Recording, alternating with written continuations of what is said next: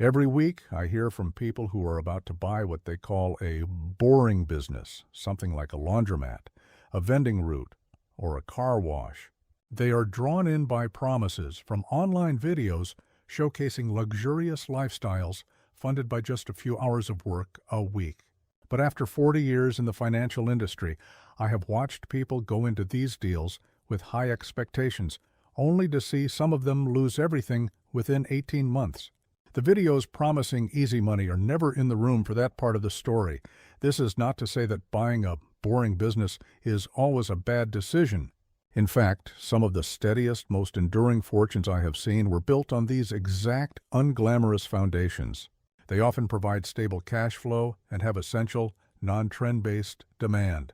However, the reason I am sharing this is to tell you exactly what those promotional videos leave out, because knowing what can go wrong is not pessimism. It is the necessary price of admission for making a truly sound business decision. The true steadiest fortunes are built not by taking blind risks, but by understanding the full picture before jumping in. Before we continue, please understand that this is general education based on my decades of experience and observation. It is not financial, legal, or professional advice for your specific situation. Buying any business is a serious decision that carries significant risks. Always do your own thorough due diligence, ask the hard questions, and speak with a qualified, independent professional before signing any contract or committing any funds. Here are the things that those hype videos usually leave out. First, understand that the numbers you see on paper are rarely the exact numbers in reality. Every business listing you will look at will show a clean, tidy monthly profit. But what those listings often do not show is the current owner working 60 or 70 hours a week completely off the books to achieve those numbers. They might be handling repairs, cleaning, or bookkeeping themselves without accounting for their own time as a cost. Sellers also have every incentive to present only the best version of their business, often showcasing one-time revenue spikes, such as from a large one-off contract, and dressing them up as typical monthly performance. Your job is to ask what a normal, average month looks like, not the very best one. Second, the word passive almost never means what you think it does in this context. Nearly every video that promotes a boring business promises you can run it in just a few hours a week. In practice, most new owners spend far more time than advertised, especially during that crucial first year. You will find yourself finding and training reliable staff, handling customer complaints, troubleshooting issues, learning complex bookkeeping, and navigating a web of local permits or council regulations that nobody warned you about. The word passive usually just means less active than a full-time job, not that there is no work required at all.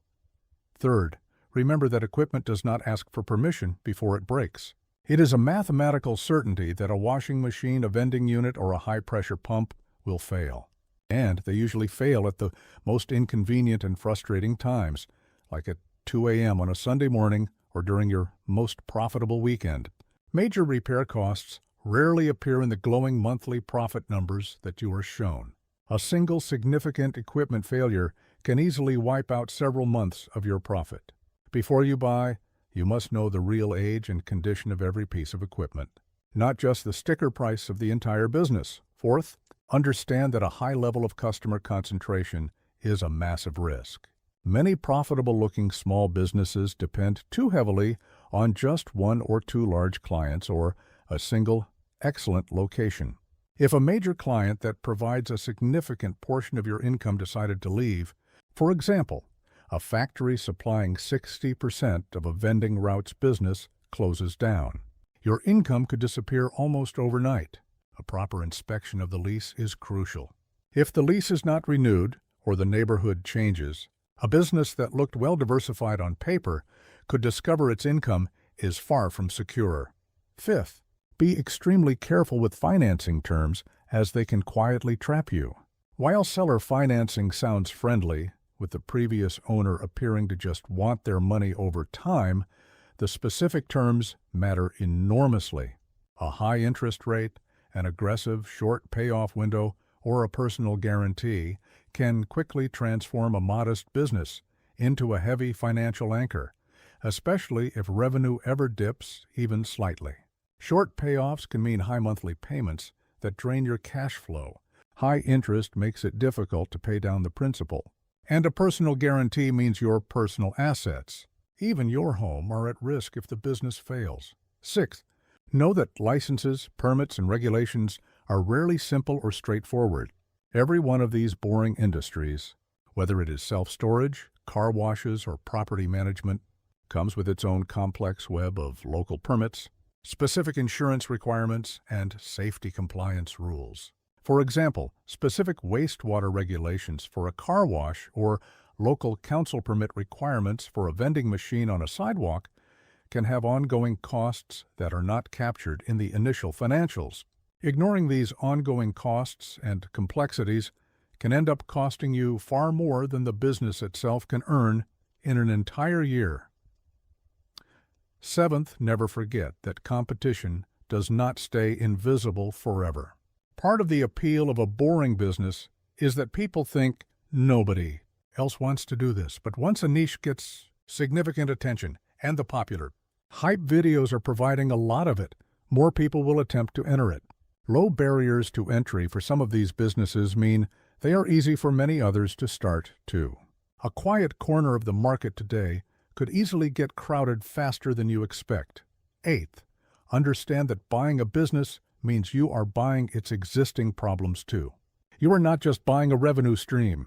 You are also inheriting every unresolved issue the previous owner left behind. This could mean deferred maintenance that will result in a breakdown soon, a team of unhappy employees, outdated software or equipment that makes operations difficult, or a sour relationship with a critical supplier. A proper inspection of the business itself and its day-to-day operations matters just as much as reviewing its financials.